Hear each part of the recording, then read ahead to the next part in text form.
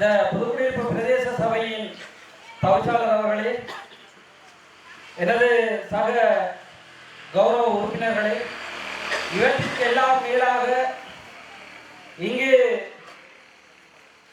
படங்களின் வடிவிலே ஆண்டுகள் தோறும் அன்றி ஒவ்வொரு நாட்களும் ஒவ்வொரு நிமிடங்களாக எங்கள் நெஞ்சங்களிலே உலா வந்து கொண்டிருக்கும் எனது உடன்பிறவா சகோதரர்களின் தாய் தந்தை உற்றார் உறவினர் அனைவர்களே, உங்கள் அனைவருக்கும் எனது இந்நேர வணக்கம்.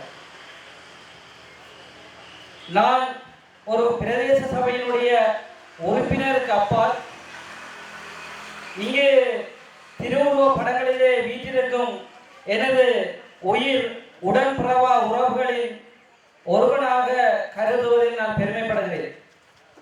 ஏனென்றால் இங்கு மீளாப்புயில் வீட்டிற்கும் எனதமை உறவுகளோடு ஒன்றாக இருந்து ஒன்றாக திரிந்து ஒன்றாக விளையாடி அவர்களது உணவுகளை தட்டி பறைத்து உண்டு இந்த உறவுகளோடு உலா வந்த ஒருவனில் நானும் ஒருவர். 2005ஆம் ஆண்டு காபூரா சாதாரண பரீட்சை முடிந்த பிற்பாடு காபூரா உயர்தரத்தினுடைய அந்த பகுதிக்கு நாங்கள் காலடி எடுத்து வைக்கும் பொழுது இங்கே மாணவர்களுக்குரிய அந்த தலைமைத்துவ பயிற்சிக்காக தெரிவு செய்யப்பட்டவர்களில் நானும் ஒருவன். எங்களுடைய இந்த பெண் செல்வங்கள் வள்ளிகுணம் செந்தோலை வளாகத்திலே தலைமைத்துவ பயிற்சி எடுக்கும் பொழுது வட்டாப்பளை நாவல்காட்டு பயிற்சி முகாமில் அந்த தலைமைத்துவ பயிற்சியில் அதே நேரத்தில் அந்த பயிற்சியில் ஈடுபட்டுக் கொண்டிருந்தவன் நான். உண்மையாகவே நெஞ்சம் கனக்கின்றது. இவர்களை பற்றி சொல்வதற்கு வார்த்தைகள் இல்லை. இங்கு இருக்கும் உறவுகள் ஒவ்வொன்றும் சாதாரணமான உறவுகள் அல்ல.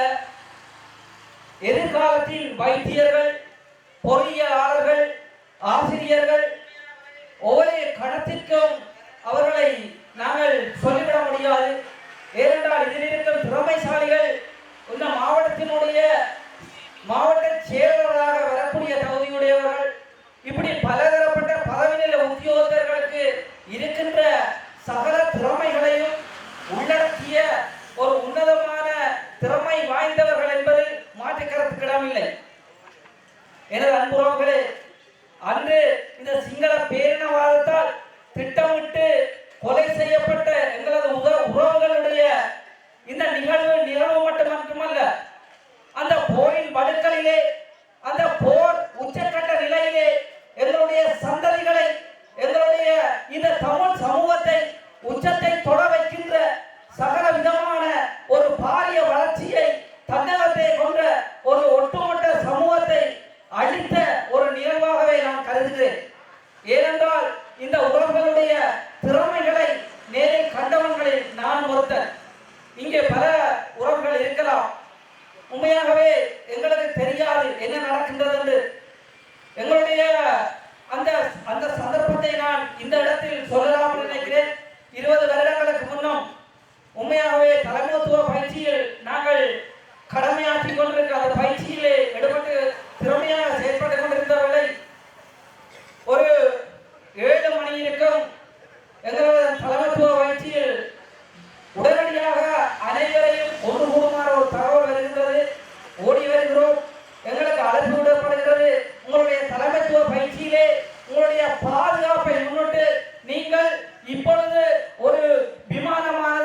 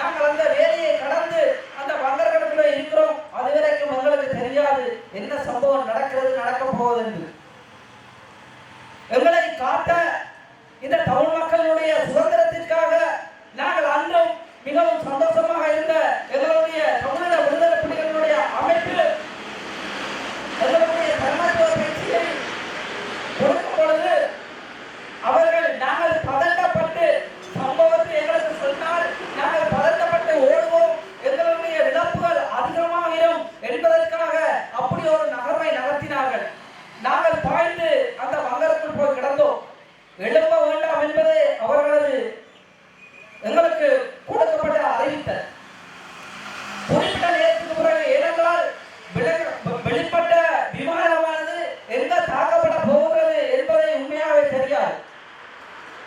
பிறகு எங்களுடைய தகவல் வருகிறது, உடனடியாக அனைவரும் அப்படியாக உள்ள வராமல் நீங்கள் அனைவருமே சரத்துக்குள் போக வெளியேறுங்கள் என்று.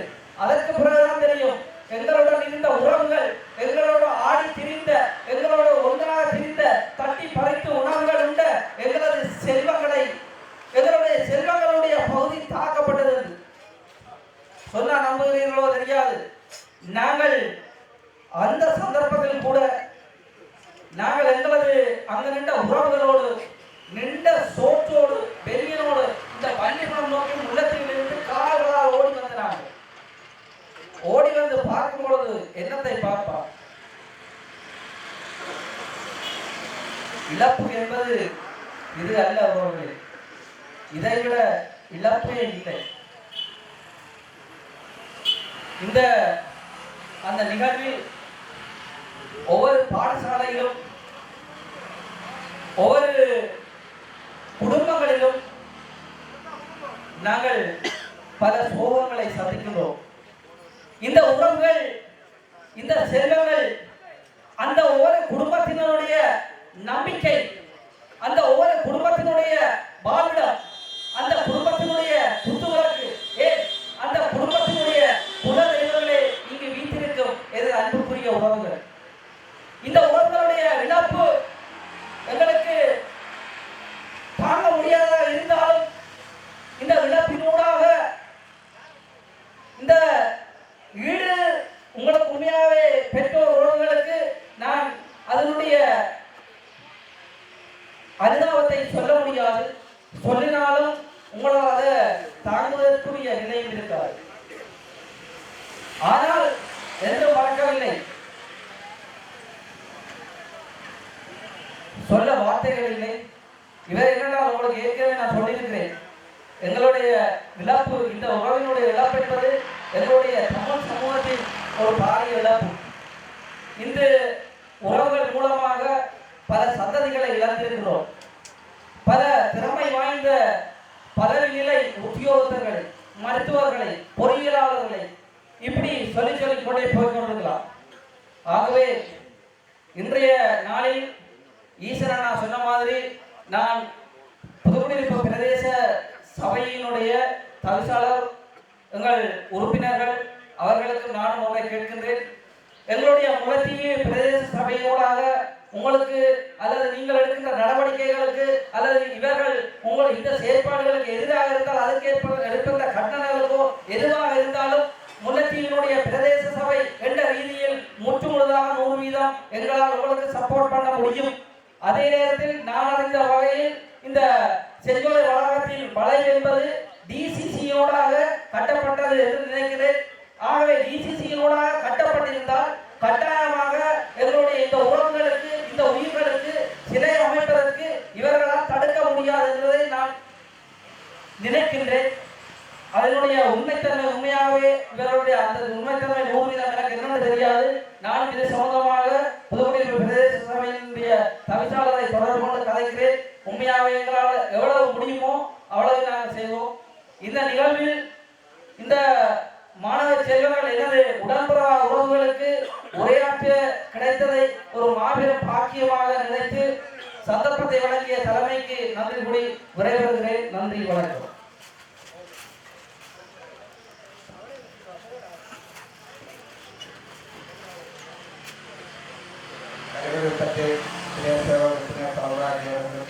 நன்றியை தெரிவித்துக் கொண்டு அடுத்து திருக்குடியிருப்பு